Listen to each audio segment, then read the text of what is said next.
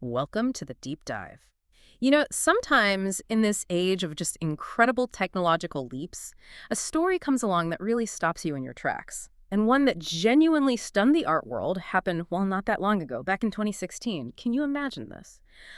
A portrait so beautifully done, so convincingly rendered, that when it was shown to art experts, they pretty much all said, it's a Rembrandt. It's true. There were reports of one gentleman shouting, "It's a Rembrandt."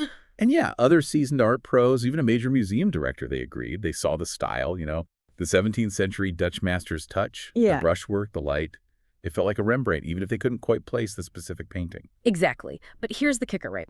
The truth, when it finally came out, wasn't about some lost masterpiece. This painting was created by artificial intelligence. Uh-huh. A project called The Next Rembrandt. It was actually a collaboration. J. Walter Thompson, Microsoft promoting ING, the Dutch bank. And it wasn't just a copy. This was something new. 148 million pixels, all based on analyzing, was it 168,000 scans of Rembrandt's actual work. Yeah, so data scientists, engineers, Rembrandt experts, they all worked together. They used learning algorithms to just meticulously break down the master's style. The AI figured out, okay, the subject should be a Caucasian male, 30s or 40s, facial hair, hat, white collar, facing right, all the typical Rembrandt stuff. Then more algorithms put it all together, and a 3D printer layered on UV ink, 13 layers, to mimic the actual brush strokes. Incredible. What's really fascinating there is how it just blurs that line, between creating something and just replicating it. Makes you think, what other areas, traditionally human domains, are going to see this kind of AI transformation? Totally. And it wasn't just a one-off stunt either. Google's got its AMI program, Arts and Machine Intelligence, bringing artists and engineers together. They're exploring how creativity itself is changing, using style transfer techniques in film, music, you name it. And that's the core takeaway, isn't it? If a computer, maybe with some clever coding and frankly, fairly basic AI for today's standards, can simulate or even collaborate with creative genius, well, it's almost guaranteed that pretty much no field is going to be untouched by AI. It really shows its power, its reach, not just in art, but everywhere. And that, everyone, is exactly what we're diving into today. This deep dive is inspired by the really profound insights in Competing in the Age of AI, Strategy and Leadership When Algorithms and Networks Run the World by Marco Iansiti and Karim Lakhani. Our mission today, to unpack this powerful book. It argues AI isn't just, another tool. It's fast becoming the universal engine of execution. It's changing the very idea of what a company is and totally redefining strategy and leadership. So consider this your shortcut to getting your head around this new landscape, like the guidance you'd get from the AI coach by Anil Nathu. Yeah, we're here to help you navigate these huge shifts. We'll look at how AI is transforming firms from the inside out, reshaping whole industries. We'll also get into the ethical stuff, which is crucial, and what this all means for leaders. We'll cover the key areas chapter by chapter, give you the big takeaways so you can get up to speed fast. Okay, let's jump right in. Chapter 1. The Age of AI. The authors make a really strong case here. AI isn't just a trend, it's fundamentally changing how businesses run. It's restructuring the whole global economy. They basically see it becoming the new operational foundation, full stop. And what's really insightful, I think, is their point about even weak AI. That just means computer systems doing tasks humans used to do, but without being, a perfect human copy. Even that is powerful enough to drive these massive changes. We don't need C3PO to run our social media feed or make coffee or, well, paint like Rembrandt, apparently. Imperfect AI, weak AI is already radically reshaping things. Right. So even the basic AI apps we've seen explode in the last decade or so, they're driving these profound shifts. It's about networks and algorithms getting woven into the fabric of the company, changing how industries work, how the economy operates, which means, being digital savvy isn't just some separate skill anymore. AI isn't just one department's job. The big takeaway here is understanding these new opportunities and challenges is essential for everyone because the old rules, a lot of them just don't apply anymore. To really drive home how this changes competition, the authors use a great analogy: photography. Think back over a century ago, traditional film photography definitely disrupted painting, right? Reduced demand, painters adapted, found new styles. But the key point is, while film created new stuff, it didn't fundamentally transform the whole economy. It was one tech replacing another, but the broader system kind of stayed the same. But then digital photography enters the scene, and that's where it gets really different. The first digital camera, 1975, Kodak actually. It let you capture photos as data files. You could view them, tweak them on a computer. Started off blurry and expensive naturally, but got sharper, cheaper, and then it really started threatening traditional film. And crucially, digital photos could be copied and shared at basically zero extra cost. This led to this explosion in the number of photos taken. We're talking over 10 trillion digital photos a year now. That's like 5 orders of magnitude more than all the traditional photos ever taken. We document everything now, don't we? Every meal, every cat video. Yeah. And this flood of data, this totally new data-rich environment, it fueled a whole new type of company. Facebook, Tencent, Snapchat, TikTok, you know the names. These companies have these massively scalable digital operating models built from day one to help us select, shape, share our digital lives. And what's more, AI, increasingly sophisticated AI, is just amplifying this whole transformation. You've got trillions of photos stored in the cloud. Google, Facebook, WeChat. This is fuel for improving algorithms. Facial recognition, photo sorting, image enhancement.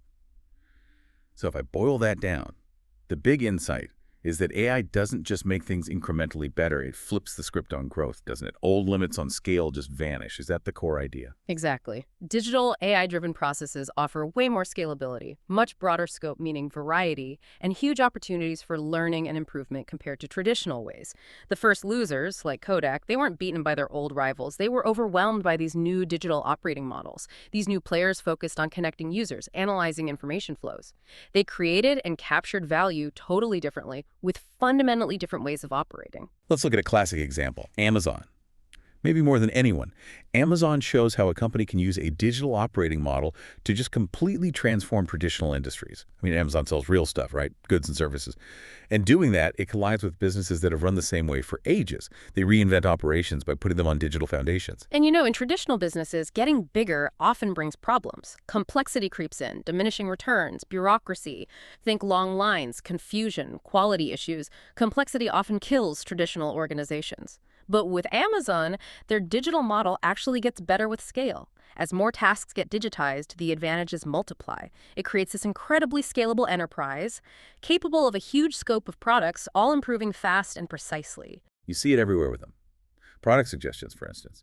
Traditionally, a salesperson suggests stuff, but they're limited, right? Training, budgets, expertise. Someone great at fishing rods might be useless with baby clothes. But Amazon's algorithm knows such limits. It takes in massive data on past purchases, related products, customer details, processes it all, makes suggestions, and the engine learns. More data, more scale, more product variety gets better.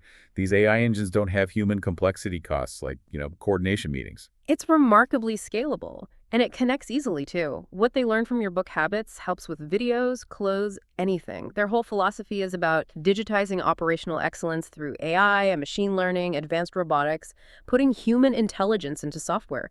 Even the Echo speaker, Alexa, started simple but improved rapidly as it got more data from users. And the impact. It's been huge.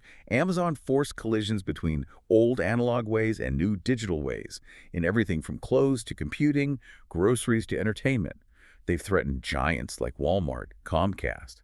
In doing so, Amazon became this key driver of industry transformation. They've changed how people shop globally, raised expectations for personalization everywhere. Now, Walmart isn't just sitting there, obviously. No one feels Amazon's heat more than retail. Walmart, founded '62, historically a leader in supply chain tech, retail link, EDI, RFID. They always use data for scale. But even their successful traditional model isn't enough against Amazon without a major overhaul. Right. So to compete seriously, Walmart is re-architecting its operating model, putting it on a digital AI-enabled foundation. They're replacing those old siloed enterprise software systems with integrated cloud-based architecture. This makes Walmart's unique data assets available for powerful new applications. It lets analytics and AI enhance or automate more tasks, breaking those old growth bottlenecks. They're also looking outside for help. They bought digital companies like Jet.com for e-commerce, Bonobos for menswear. And back in July 2018, they announced that big partnership with Microsoft, not just for digital transformation, but also for cloud power, tech, AI capabilities on demand. Their online sales saw huge growth after that, like nearly 50% year over year in 2018. But to keep that up, Walmart needs to use data, analytics, AI to change the in-store experience too. Stores aren't vanishing, but physical retail has to evolve. It needs to delight shoppers, work with the online side.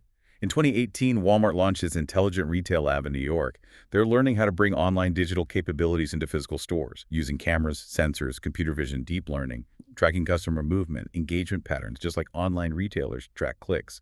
This data creates heat maps, reveals insights. It's an interesting trade-off for consumers, though, isn't it? Will people really like a salesperson who knows as much as an Amazon algorithm? Or would they rather get recommendations on their phone? It's not obvious. You see Amazon Go stores with no cashiers, no lines. JD.com in China is rolling out thousands of convenience stores super fast using a slightly different digital model. Now, let's zoom out globally. Think about WeChat in China. It has totally changed daily life there. We're talking app-based digital payments being the norm, even for street performers or panhandlers. Even a 7-Eleven in a fancy mall asks for WeChat Pay, not a credit card. Right. Far from Silicon Valley, digital tech is colliding with and reshaping all kinds of businesses. And this is largely driven by Tencent, the company behind WeChat. Started in '98 with a PC instant messenger, OpenICQ. They realized Chinese users often shared computers and internet cafes, so they centralized user data and chat histories on their servers. Made it portable, it went viral, became China's biggest IM service. Then, after getting that massive scale, Tencent monetized it with ads, premium stuff. But then they really broadened the scope, linked users to games, avatars, other services. When they launched WeChat in 2011, it built on that network but was mobile first. Offered voice messages, video sharing, location, sending money. And crucially, WeChat was built as an open platform with easy-to-use APIs, application programming interfaces for developers. Think of APIs as digital bridges, letting different software talk to each other. This open approach created this whole ecosystem across tons of sectors. It basically created an entire economic system redefined by digital networks and AI. It's a powerful example of AI becoming that universal engine of execution, changing strategy and leadership. Perhaps something the AI coach by Anil Nathu could help businesses navigate. So the practical lesson here is really clear. Understanding these new opportunities and challenges in the age of AI is absolutely vital. They just don't hold up anymore. Whether you're in a startup or a huge traditional company, these shifts demand a new way of thinking, a new way of operating. Building right on that, let's move to Chapter 2, Rethinking the Film. This chapter really digs into how software, networks, and AI are changing the fundamental nature of companies, how they operate, how they compete. It's about reevaluating what a company even is. Yeah, and to set the stage, it helps to remember Ronald Coase's old theory about why firms exist at all. He argued firms form to do things individuals can't, mainly by lowering transaction costs. Instead of haggling over every single task, firms use long-term contracts to coordinate things efficiently. The value of this bundle of contracts depends on what the firm promises to do and, critically, how it actually does it. Which brings us to two key ideas, the business model and the operating model. The business model is how a firm promises to create and capture value. It's the strategy, the differentiation, the theory of the business. Like with your car, the car company creates value through transportation, sure, but also quality, style, comfort, cost, brand. Value capture is usually a one-time purchase. Right. And with, say, Uber, the value creation is different.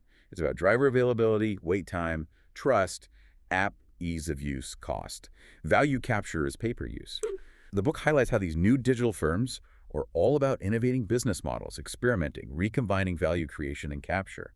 Traditional firms often just price the thing they create. A fully digital business has way more options for capturing value. Okay, so if the business model is the theory, the operating model is the practice. It's how the firm actually delivers the promised value, all the systems, processes, capabilities that make it happen.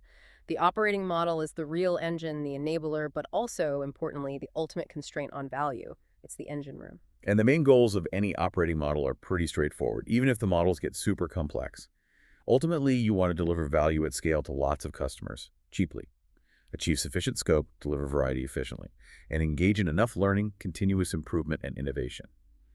These three things, scale, scope, and learning, are what operating models try to optimize. So scale is about volume, right? More cars, more burgers, more customers served, or even bigger, more complex things like corporate mergers. Firms like Ford or Goldman Sachs are built to do more than individuals more efficiently. And scope is about efficiently handling variety. A modern warehouse handles tons of different products. An ER handles many conditions better than one doctor could. The old Sears catalog was a master of scope. And learning is about getting better over time, innovating. Think Bell Labs R&D, Toyota's continuous improvement. companies need innovation to survive. The crucial point here is alignment. For top performance, the operating model needs to align perfectly with the business model's direction. Let's get into some really cool case studies that show this rethinking of the firm. First up, Ant Financial, a true digital unicorn. This grew out of Alipay, right? Alibaba's payment platform from 2004. Alipay solved that crucial trust problem in early e-commerce, making online buying and selling safe. And once it started, it just kept going. Ant Financial used all that data it had access to, expanded its services way beyond just payments. Traditional Chinese banks left this huge gap. Only a small fraction of people had access to credit, loans, investments. Ant stepped in. At its core, Ant Financial's digital operating model uses this massive amount of data to figure out user needs and respond with digital services. Its huge adoption across China and spreading through tourism elsewhere generates these giant data sets. This data feeds into this powerful integrated platform using AI for everything: application processing, fraud detection, credit scoring, loan qualification. Alibaba's chief strategy officer, Ming Zheng, basically said, Ant Financial is built for scale. You just can't use humans for approvals here. By 2019, Ant had over 700 million users, dominating mobile payments in China, like 54%. They expanded into everything: bike sharing, train tickets, medical services, social stuff, games, food delivery. This whole ecosystem drives massive user engagement. All that data gets integrated, analyzed, fed back constantly to improve knowledge, personalization, innovation. They've also gone global, investing in Paytm in India, KakaoPay in South Korea. Their learning capabilities are amazing. They even use data like how often people communicate, for how long, to assess relationship quality for loans. The algorithms just keep getting better. Every transaction goes through 5 layers of real-time digital checks. More data, more iterations, better output. They pull data from everywhere. Internal behavior, Alibaba seller transactions, public records, partner data, all feeding their Zima credit scores. And Ant Financial runs this sophisticated experimentation platform, too. Hundreds of experiments daily to understand opportunities, risks with new features.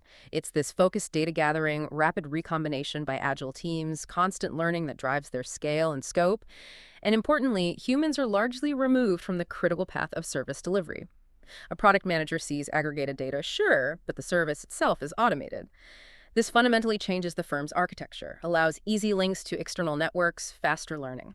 Okay, next up, Peloton, the irresistible digital bicycle. Peloton's main thing is this sleek, high-quality indoor bike with a big tablet attached. Customers pay, what, around $2,200 for the bike? Then another $39 a month subscription for unlimited fitness classes, live classes daily, plus this huge library of recorded workouts. Peloton's business model, built on that digital operating model, really shook up the fitness industry. It blends a traditional analog product, the bike, with digital content, data analytics, connectivity. It offers the convenience of working out at home, but without sacrificing good instructors or that community feel. Unlimited classes, cycling, treadmill, yoga, strength, outdoor stuff.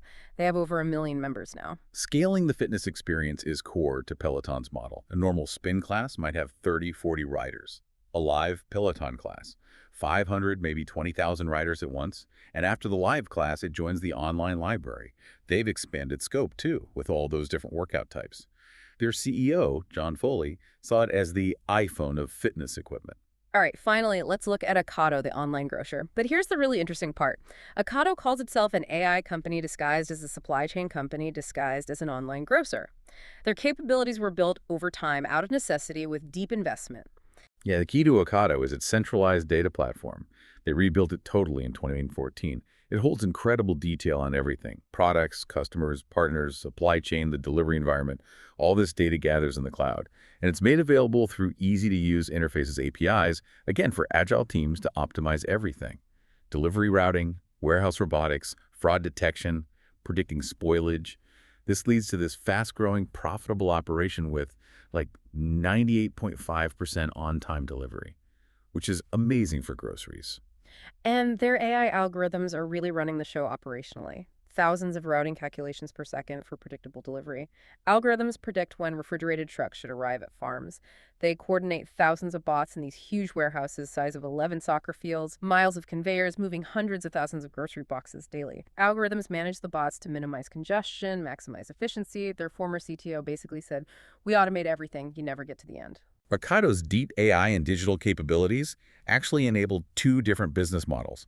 They have their own UK online retail business, and they offer their technology platform to power other retailers' delivery services. Companies like Marks& Spencer in the UK or Kroger in the US. Kroger actually increased its stake in Ocado, wanting to leverage that Ocado Smart platform. So what's crystal clear from these examples and Peloton, Ocado, is that these companies aren't just using AI. They are fundamentally built differently. They redefine value creation, capture, delivery through this algorithmic core. It drives incredible scale, broad scope, continuous learning. They show how deeply digital and AI are embedded, with AI guiding critical decisions and humans often moving to the edges of value delivery. And that brings us right to the heart of this new firm, what the authors call the AI factory. Right, the AI factory concept. It's this virtuous cycle. See, user engagement creates data, data refines algorithms, algorithms make predictions, driving decisions, or automated actions. Then you test hypotheses about behavior or process changes through rigorous experiments, which improves the system. It systematically turns data internal, external, into predictions, insights, choices, guiding or automating operations, moving humans away from the core delivery path. And the prime example here is Netflix. They totally transformed media by harnessing AI. At its core is this AI-centric operating model, powered by a software infrastructure that gathers data, trains algorithms, executes them across pretty much the whole business. Yeah, back in the DVD rental days, they already had that recommendation engine. Even then, they focused on using data to make the customer experience better. As they shifted to streaming, that personalization just became pervasive. Netflix uses AI to auto-cue your next episode, recommend similar movies. Their former communications chief, Joris Evers, famously said, there are 33 million different versions of Netflix, meaning it's personalized for every single user. And it goes even further. Netflix uses data and AI algorithms to decide what original content to create. Their first big use of predictive analytics for this was back in 2013, evaluating House of Cards based on viewing habits of millions of users. So this AI factory relies on four critical components. First, the data pipeline. Data is the essential fuel, and its speed, amount, and variety have just exploded. Even back in 2012, Netflix was using tons of data inputs, billions of ratings, millions of stream plays with context like duration, device user cues, rich catalog details, presentation data like clicks and time spent, social data, search terms, even external data like box office results and demographics. This really highlights that idea of datafication, a term from Alibaba's strategy chief, Ming Zhang. It means systematically pulling data out of everyday business activities. Think of the Nest thermostat datafying HVAC systems with sensors and Wi-Fi to learn habits, or transportation apps like Grab, Didi, Gojek generating amazing real-time data on preferences, traffic flows.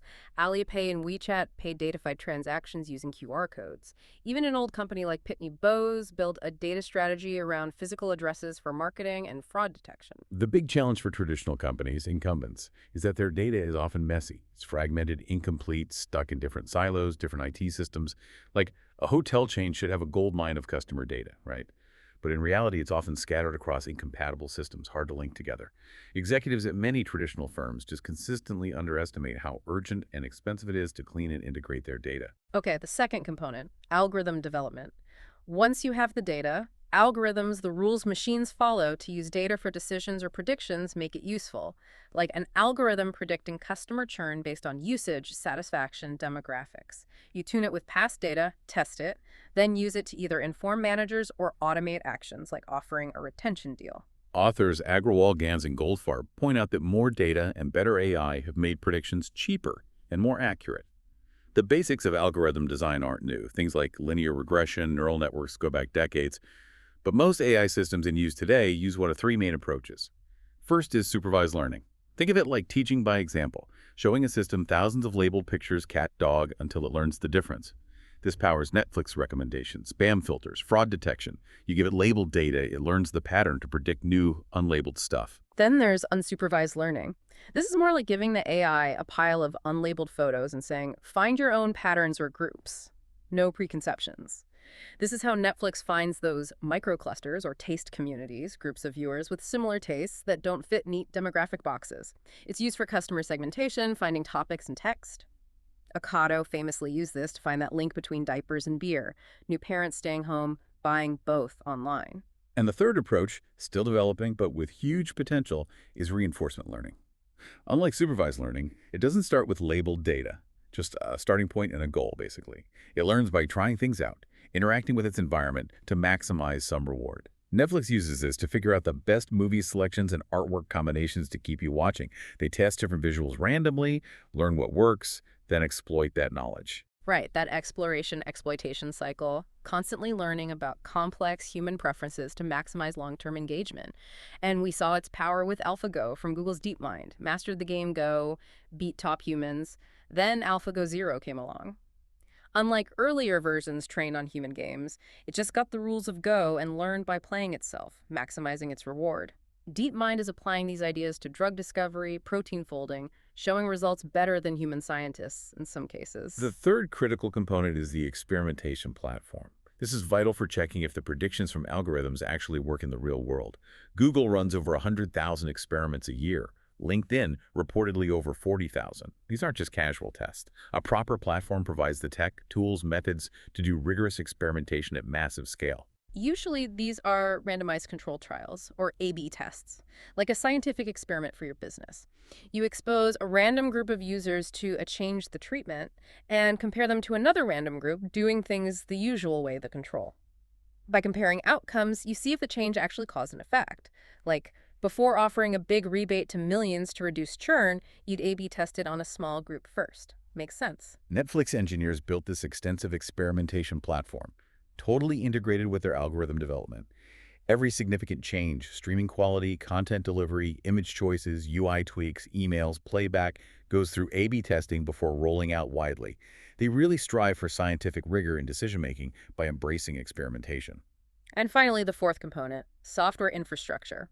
These systems embed the data pipeline, connect to users. The basic idea is using APIs, those application programming interfaces, to make clean, consistent data easily available, like a data supermarket developers can shop at. This allows agile teams to build new apps super fast, weeks, maybe days, instead of the months or years it took with old custom-built processes. But there's a big warning here.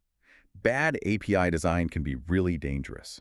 The Cambridge Analytica scandal, for instance. That happened partly because of flaws in Facebook's Graph API that let developers grab way more data than they should have. APIs control access to critical, often private assets. They force companies to be really clear about what data they share internally and externally. And increasingly, this infrastructure is cloud-based, scalable on demand. So the practical guidance is clear. Building a real AI factory needs careful design of data pipelines, smart algorithm choices, robust experimentation, and a modular, secure software infrastructure. This integrated approach is complex, yeah, but it's what sets the leading firms apart. And again, having a guide like the AI Coach by Anil Nathu could be invaluable here. Okay, let's turn to Chapter 4, Re-architecting the Firm, the core message here. To really harness digital networks and AI, you need a fundamentally new operating architecture. It's not just about adding more tech, it's about rebuilding the company's DNA. And this point is perfectly captured by the famous Bezos API mandate. Back in 2002, Jeff Bezos sent this internal memo at Amazon. He basically demanded all teams expose their data and functionality through APIs. He said, I'm quoting loosely here, all service interfaces, no exceptions, must be designed to be externalizable. Anyone who doesn't do this will be fired. Thanks, have a nice day. Wow, pretty blunt.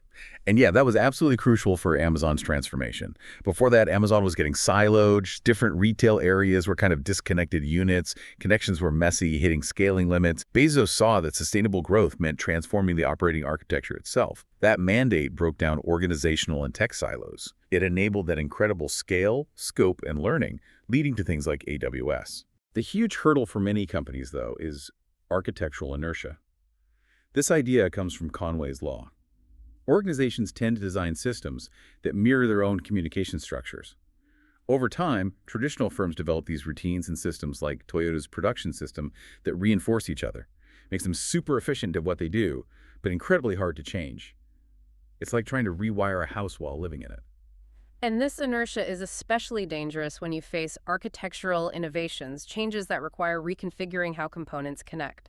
Think RCA failing with miniaturized radios even though they licensed the tech, IBM struggling with the shift from mainframes to PCs, Microsoft having a tough time moving from PCs to smartphones. This resistance to adaptation, this architectural inertia, is right at the heart of Clayton Christensen's disruption theory. And historically, enterprise IT often just reinforced the old silos, improving existing processes rather than transforming the architecture. To really get this, looking back at the history of operating models helps. For centuries, firms managed complexity by breaking into specialized, fairly autonomous units. You can see this way back with the Italian Renaissance merchants, even the Dutch East India Company in 1602. To manage its huge global operations, it split into geographic units to avoid communication delays and complexity. That siloed architecture worked for them then. Then the Industrial Revolution hit, changing everything with mass production, specialization, standardization. Instead of artisans hand-fitting parts, workers focused on single steps. Henry Ford's assembly line in 1913 is the icon, right? Cut Model T assembly time tenfold, slashed costs. This led to specialization by discipline, further dividing the corporate structure. In the 20th century, GM brought in product-focused units, Chevy, Cadillac, to increase scope. Toyota refined things further with its production system, focusing on learning and problem-solving everywhere. Mass production ideas spread to services too, supermarkets, McDonald's.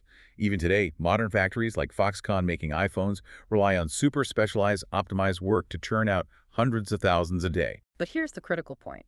Despite waves of IT adoption mainframes in the 60s, Internet systems in the 90s IT mostly just mirrored and slightly improved the traditional siloed processes.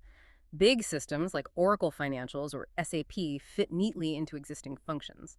They improved efficiency, sure, but didn't change the fundamental structure of the business. And this leads to what the authors call traditional operating limits. Traditional firms hit diminishing returns as they grow. Complexity breeds bureaucracy, inefficiency, inertia. Plants get too big, restaurants get unwieldy, R&D slows down. These factors limit growth. And crucially, traditional IT didn't really fix this.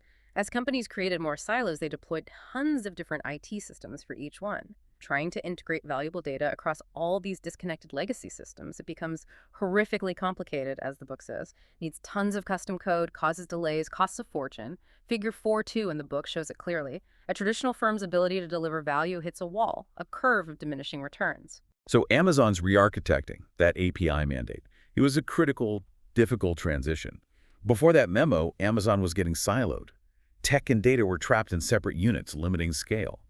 Bezos knew that to scale a software and data-driven company, he had to break both organizational and tech silos. He rebuilt retail on a software platform, gradually embedding that state-of-the-art AI factory.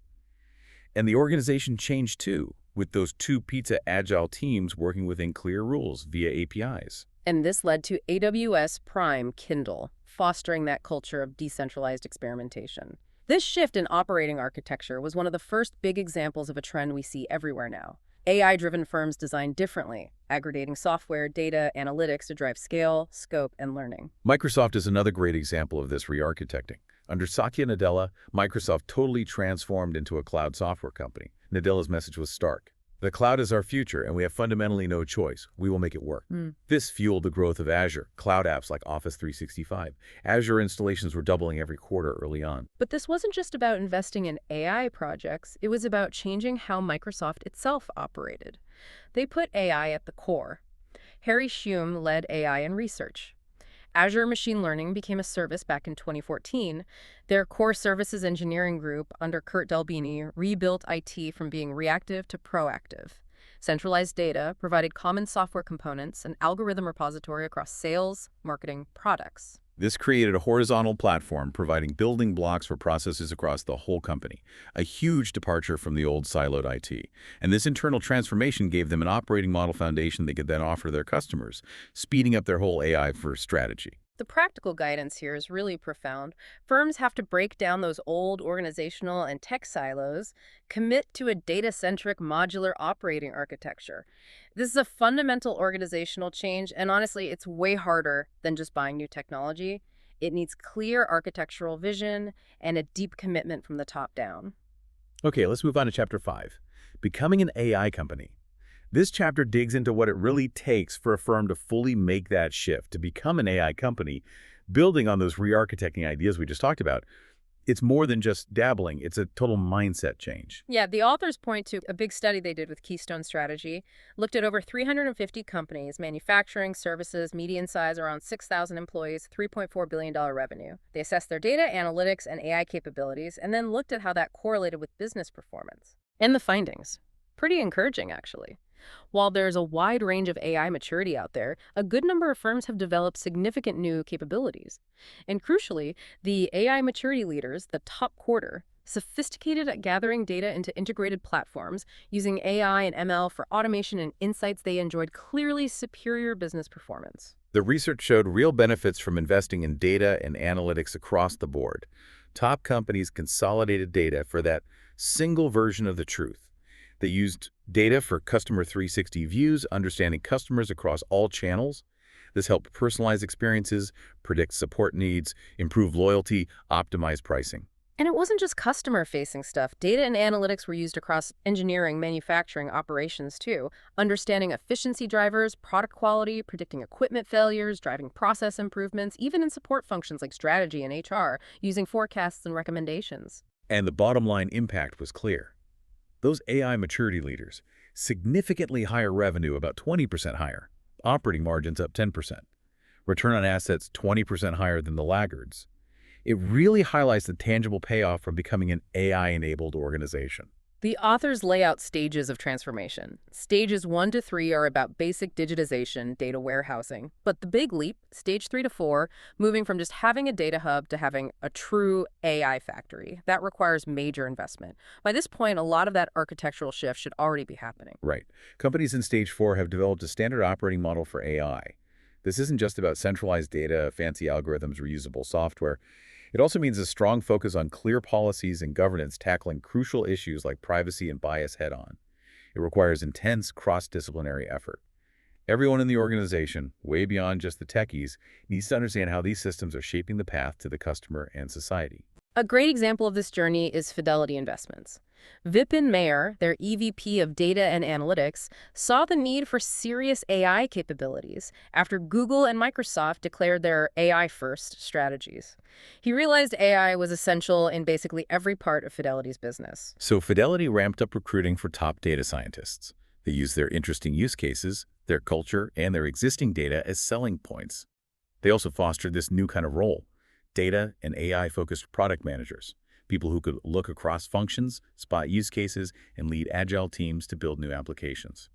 Back in 2012, Fidelity started building an integrated data strategy, investing in centralizing analytics. They built a data and algorithm factory, treating AI as a core capability, not just a project. Agile teams quickly build applications for customer satisfaction, predicting churn, assessing risk profiles, making investment recommendations, all tested rigorously on Fidelity's experimentation platform. This was a profound organizational shift for them. Traditional constraints loosened up. More work shifted to software and algorithms. Now, Fidelity will always have human experts, of course, but increasingly, AI drives new capabilities and improves performance across their many lines of business. So the practical lesson here is that becoming an AI company isn't a destination. It's an ongoing journey. It demands deep commitment, strategic investment in data infrastructure and talent, and a fundamental shift in operating models and culture. It's not a one-off project. It's about becoming a different kind of organization, one built for constant transformation. Let's dive into Chapter 6, Strategic Dynamics. This chapter really unpacks how competitive advantage in this AI age is increasingly about shaping and controlling digital networks, gathering data, and extracting value through powerful analytics and AI. Yeah. A whole new strategic playbook. Yeah, the core of this new strategic problem is pretty profound. The book uses figure 6-to-1 to show this really well. It plots the value created by different businesses against their scale, traditional businesses. They hit diminishing returns, that's curve A. But digital businesses, because of powerful network effects and learning effects, can achieve increasing returns, curves C and D. They effectively ratchet up the value curve. This means even small network or learning effects can dramatically boost value. Okay, so let's break down these value creation dynamics, starting with network effects. Yeah. So network effects basically means something gets more valuable the more people use it, right? Like the first phone was useless, but now they're indispensable because everyone has one. Exactly. The classic example is the fax machine. The first one. Worthless. But value grew exponentially as more businesses got them. Same with social media like Facebook. Its value is directly tied to how many of your friends are on it. This is often linked to Metcalfe's law. Value can grow with the square of users, N2, or at least steeply. Contrast that with, say, a pen. Its value is fixed no matter how many other people own one, no network effect there. And there are two main types, right? Direct network effects, where value comes directly from other users. Communication platforms, messaging apps, more people on Facebook, more value for you. And indirect network effects, where value comes from complementers. Think gaming consoles. Players want games, game makers want players. It's a two-sided market. These can even be one-sided, like on Google or Baidu. Users aren't looking for advertisers, but advertisers definitely want users interested in their stuff. More users mean better ad targeting. And companies get clever, leveraging one type to build another. Facebook used its direct connections between friends to enable indirect ones, opening APIs for content creators and game developers who wanted access to those users. Generally, businesses with weak network effects face lots of competition. Strong network effects. They lead to fewer competitors, more market concentration, and a bigger competitive edge. Okay, moving to learning effects. These can add value on top of network effects or create value on their own. Think Google search. The more searches people do, the better Google's algorithms get at understanding patterns, improving the service. This creates this almost unbeatable advantage. Just ask Microsoft Bing how hard it is to catch up. Yeah, learning effects reinforce competitive advantage because they depend so heavily on scale. Generally, the more data you use to train an algorithm, the more accurate it gets, the more complex problems it can solve. Figure 6.3 in the book shows prediction error dropping significantly with more data. Bigger user base means more scale, means more data, means more value if you have the right operating model and capabilities in place. Now, the extent to which data creates a competitive advantage varies. For a simple algorithm, like telling cats from dogs, the needed data is limited and widely available, not likely a sustainable advantage. But an algorithm recognizing a rare type of tumor, that needs more unique data, making it much more defensible. Now, let's look at network structures and competitive barriers. In global networks like Airbnb, the barriers to entry are high. Sustaining profits is easier. Airbnb needed that critical mass of travelers and hosts globally to create a working marketplace. And the book notes there's really only one other major competitor at scale, HomeAway Vrbo, which started differently. Global networks tend to cluster around a few key hubs. Contrast that with clustered or local networks like Uber's. Value is very localized. Drivers in Boston don't care about riders or drivers in San Francisco. So Uber's global scale of over 1 million drivers doesn't actually mean much locally. The more fragmented a network is into these local clusters, the weaker the overall scale and network effects are. This makes it easier for rivals to jump in, leading to intense competition. That Microsoft Windows example is fascinating here. Back in the 90s PC era, Windows had super strong network effects with desktop applications. Millions of developers wrote only for Windows, dominant platform. But then the internet and mobile apps took off. The relevant networks changed. Functionality moved to web and mobile apps that worked across different operating systems. And that's why Android and iOS became dominant, completely changing the game for Windows. Okay, next up, value capture dynamics. Even with smart pricing, you rarely capture all the value created in a network. How much value you can capture the appropriability depends on competitors and what customers are willing to pay. Companies often charge the side of the network that has fewer alternatives and is more willing to pay. That's why search engines charge advertisers, not users. Network effects open up new ways to capture value, too. With direct network effects like Xbox or PlayStation, you can charge a monthly subscription for multiplayer access. Companies with those two-sided indirect effects have even more options, finding multiple ways to monetize their platform. A major headache, though, is multi-homing. That's when users or providers use multiple platforms at the same time. In ride-hailing, lots of drivers and riders use both Uber and Lyft, right? Checking for the best price or shortest wait. This really hurts profitability, makes platforms less sticky. Airbnb sees this too, homeowners listing on multiple sites. Companies try to fight it with exclusive deals, like for game consoles, or by offering fulfillment services, like Amazon does for its sellers. Another problem is disintermediation. That's when users connect initially via the platform but then bypass it for future transactions. HomeJoy, the cleaning marketplace, failed partly because of this. Once a customer found a cleaner they liked, why keep paying the platform? This often happens in marketplaces that just make connections. A better way to reduce it is to lower transaction fees and find revenue elsewhere, or offer valuable complementary services. Like ZBJ, the Chinese outsourcing marketplace. They lost most revenue to disintermediation initially, so they started offering related services like trademark registration, becoming China's biggest provider there. Finally, there's network bridging. This means connecting previously separate economic networks to create or capture more value. Google Search is the classic, bridged search users with advertisers. Payment systems are another example. Access to users and businesses, plus the data, became incredibly valuable.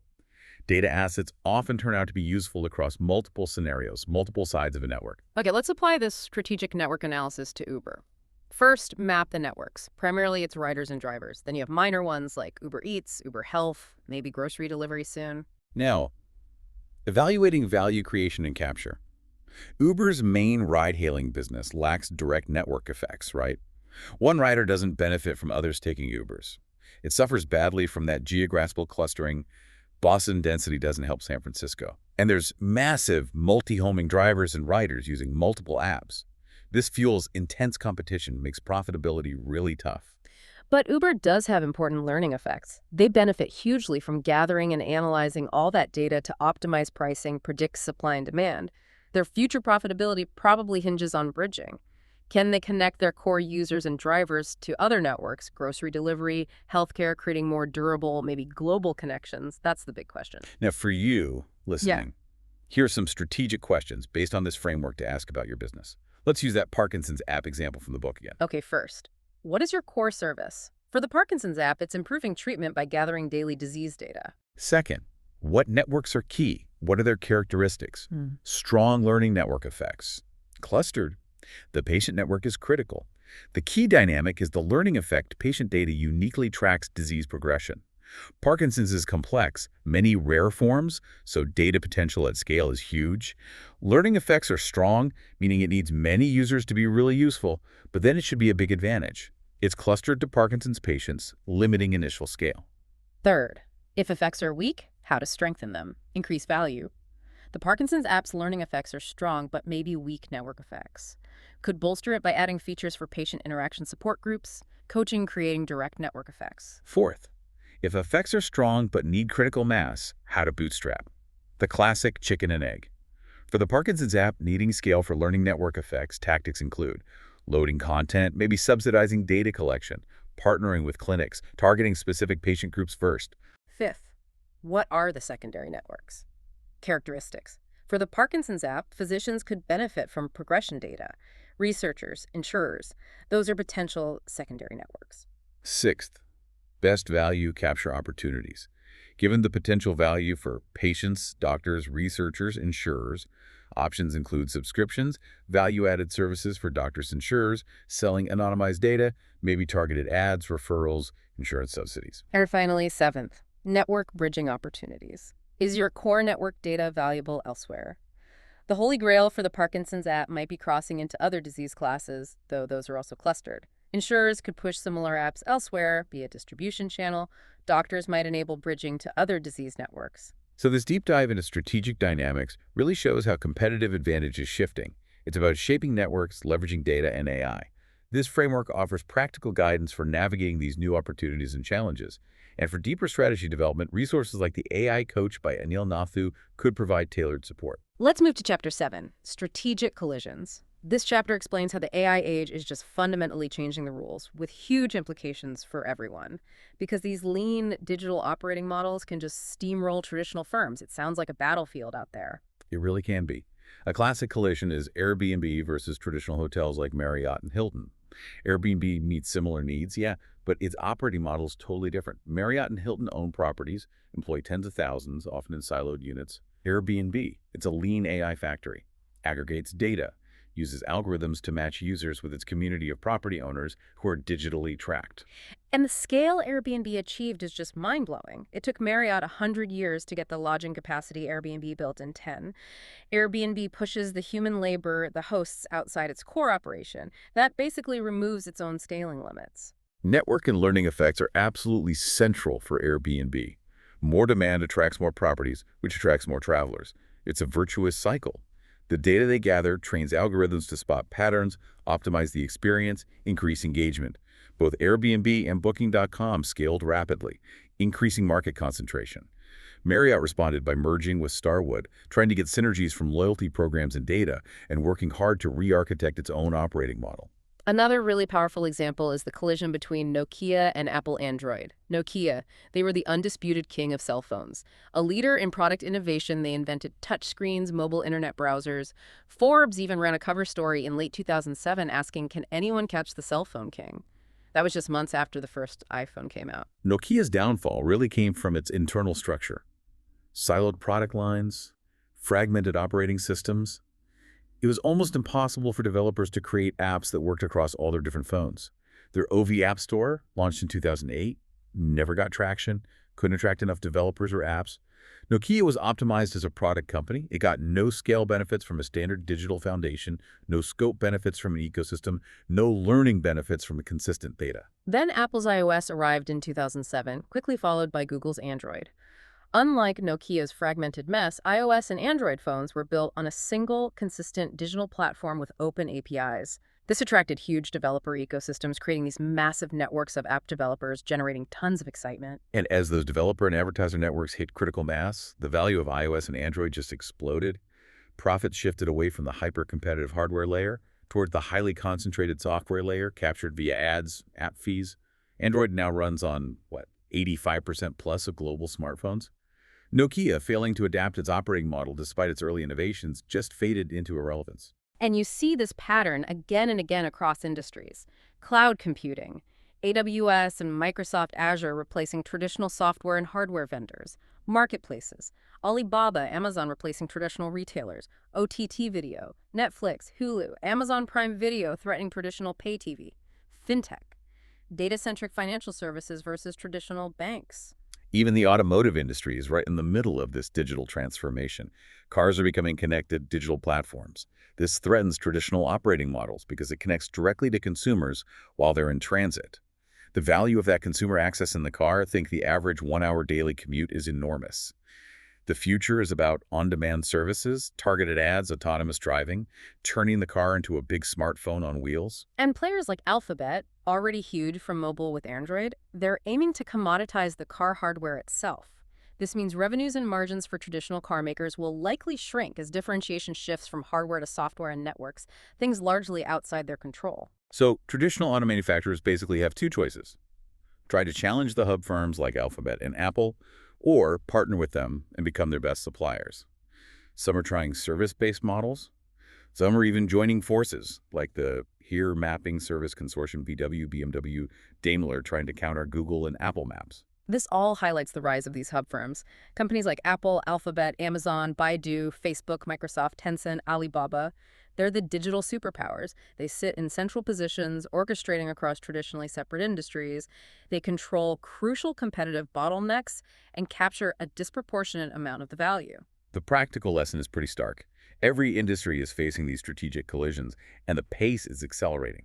Understanding how digital operating models use networks, data, and AI to transform competition, it's absolutely critical for survival now. Okay, we now turn to Chapter 8, Ethical Challenges. This chapter explores the completely new set of ethical dilemmas created by this powerful mix of digital networks and AI. And these challenges apply to all businesses using data, analytics, and AI. It's really moving beyond just what we can do to seriously considering what we should do.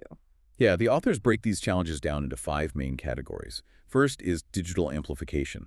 The problem is algorithms optimized for clicks and engagement can end up reinforcing biases, flawed thinking. They're just very efficient at finding users who are influenced by content that confirms their existing views. A really clear example is the spread of anti-vaccination propaganda. Platforms like Amazon, YouTube, Google, Facebook, Instagram. Representative Adam Schiff wrote to them, concerned about how their algorithms let harmful health info spread like wildfire, creating echo chambers, contributing to real-world problems like rising measles cases. And these digital systems, even without bad intent, can amplify our implicit human biases. Research on Airbnb found hosts were less likely to accept guests with names sounding African American or Islamic, or those with disabilities or LGBTQ identities. Even micro-lending platforms like Kiva, designed to help disadvantaged people, were found to sometimes make bias worse. The sheer scale, scope, and learning power of these digital models means even small biases can have huge negative impacts. The second category is algorithmic bias, the old saying, garbage in, garbage out. If the input data is flawed, the results will be flawed. Two common types here. Selection bias is when your input data doesn't accurately represent the real world, like loan algorithms accidentally building in gender or race biases from historical data. Or that 2017 study finding facial recognition software was way less accurate for darker-skinned women than white men, simply because the training data wasn't representative. Remember the Beauty.ai contest in 2016 judged by AI? Winners were mostly white because the AI was trained on open-source datasets lacking diversity. The second type is labeling bias. Bias introduced when humans label or tag the data, which is often crowdsourced. A 2016 study of the Flickr 30K dataset found tons of biased labels. An image of a woman and man tagged as woman and her boss. Another study found machine learning models associating female with homemaking based on the text data they learned from. And some bias is almost unavoidable, right? Training data is never infinite. Labeling simplifies reality. Plus, the algorithm's purpose introduces bias. A newsfeed has to prioritize something: engagement, accuracy, privacy, ad revenue. Those trade-offs involve tough ethical calls. And when made automatically for millions, the potential for widespread mistakes is huge. Right. While you can't eliminate it entirely, understanding and reducing bias is critical. Countermeasures include using diverse training data, having interdisciplinary teams design algorithms, and doing external audits for transparency. Okay, third major category: data security and privacy. Our reliance on data makes companies incredibly attractive targets and vulnerable. The Equifax breach in 2017 is a chilling example. Attackers used a known software flaw, got into systems with unencrypted passwords, stayed hidden for 76 days, impacted 147 million people. And it was blamed on one employee failing to update software. Plus, Equifax leadership handled the aftermath terribly. The CEO walked away with $90 million. This is a universal duty for leaders now: protect information. It needs constant investment in security tech, governance, training, even collective defense. Another deeply disturbing incident was the Christchurch mosque shooting video in 2019. The shooter live-streamed it on Facebook Live. Despite frantic efforts by Facebook and YouTube, variations spread incredibly fast. 1.5 million upload attempts on Facebook alone shows how hard it is to control harmful content once it's out there. And we've seen clear evidence of political interference, like Russian-sponsored digital campaigns trying to influence elections in the US and UK. The Internet Research Agency was indicted in the US for using fake accounts, targeted ads, bots, spreading bias, sowing discord. Their stuff reached at least 126 million Facebook users, millions on Twitter via bots. The fourth category is platform control.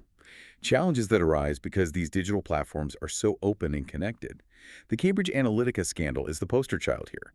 A researcher's app on Facebook collected data from users and their friends allowed under old terms, then sold it to Cambridge Analytica for political profiling. 50 million people affected.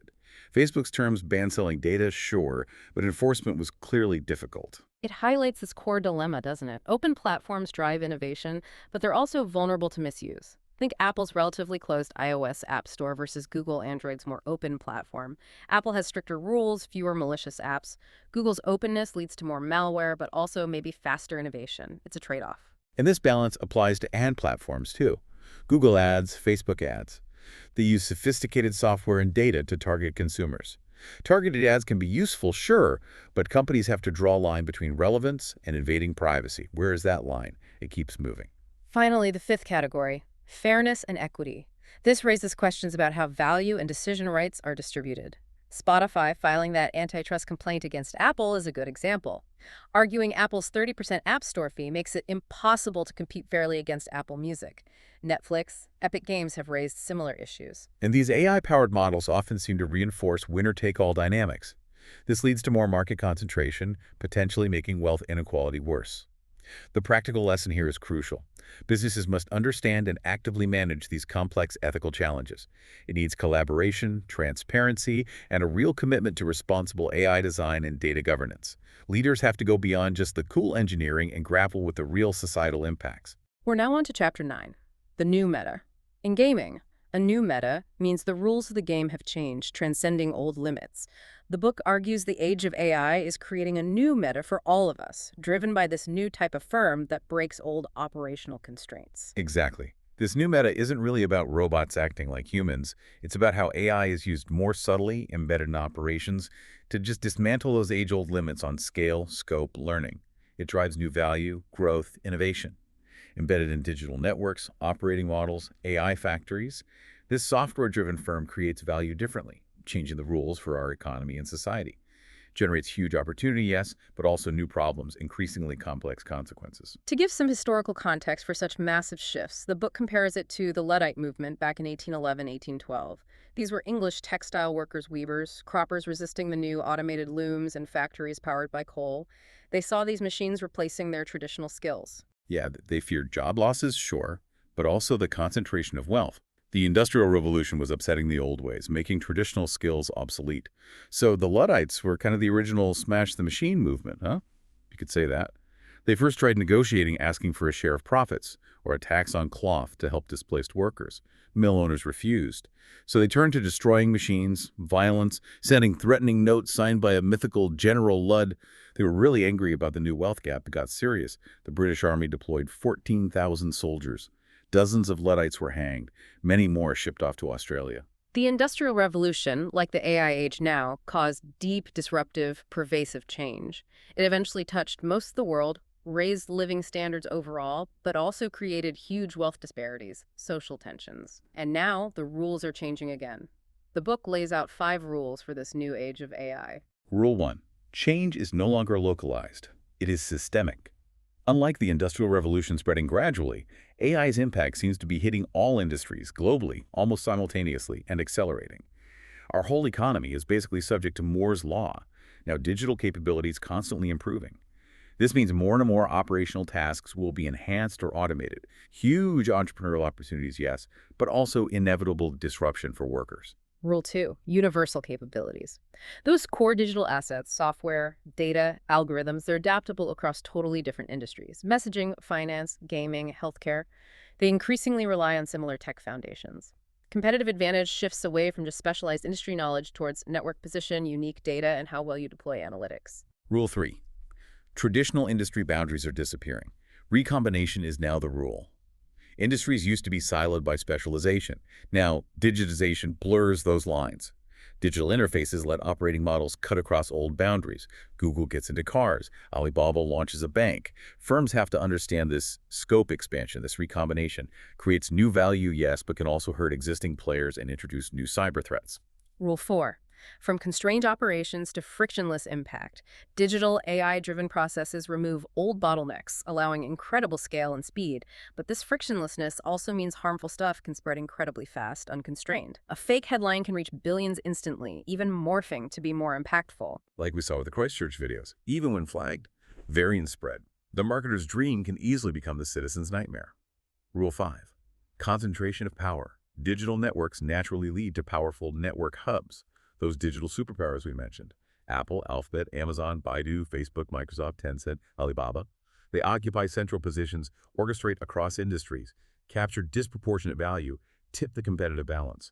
This inherently contributes to increased inequality, not just among workers, but between firms too, further concentrating wealth and power. So the practical lesson is stark. Leaders must understand these new rules to navigate the opportunities and the problems. We have to prepare for unprecedented economic, social, political consequences. Understanding this new meta is absolutely critical for any leader today.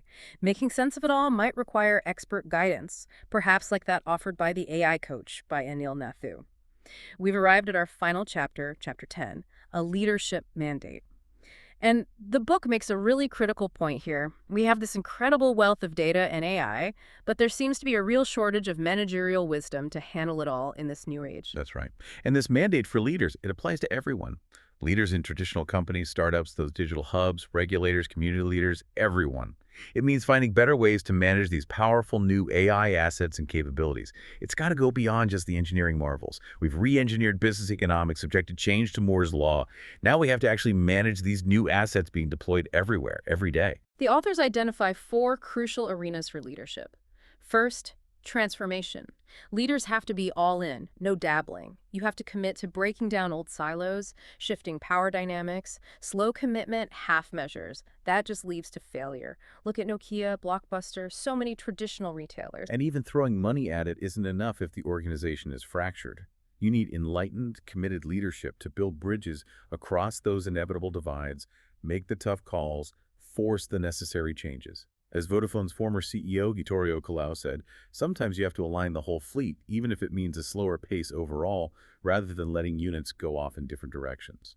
And this isn't just for traditional firms. Those digital hubs, Facebook and financials, they also need to constantly transform to build foundations of safety, security, sustainability for their models. The opportunities and challenges are so huge, everyone in the organization needs to feel inspired to help shape the core systems. The second arena is education. Leaders don't need to become data scientists or AI engineers. But they absolutely must understand how AI can be deployed in their business and operating models. It's like needing to understand basic accounting principles. You need an integrated perspective, understanding tech, yes, but also human nature, organizational impact, history. A leader who's a tech genius but clueless about people might be as bad as a traditional manager who doesn't get digital models or AI at all. The third arena, entrepreneurship. This age of AI arguably presents the greatest entrepreneurial opportunity ever. But when looking at these opportunities, you have to analyze more than just technical feasibility or operating model scale. You need deep analysis of the business model, including those subtle competitive dynamics we talked about. Uber is that paradox again.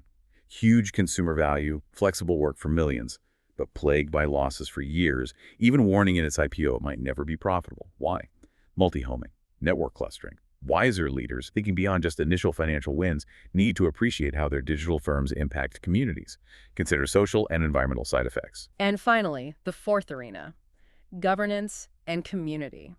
We need more than just individual regulations. We need collaborative structures involving experts to monitor things, drive changes, innovate solutions for these complex, moving targets like inequality, privacy, bias. We see efforts like GDPR, antitrust actions against Google and Microsoft. But communities are also a vital complement to regulation. Look at the open source model. Linux is incredibly resilient to manipulation.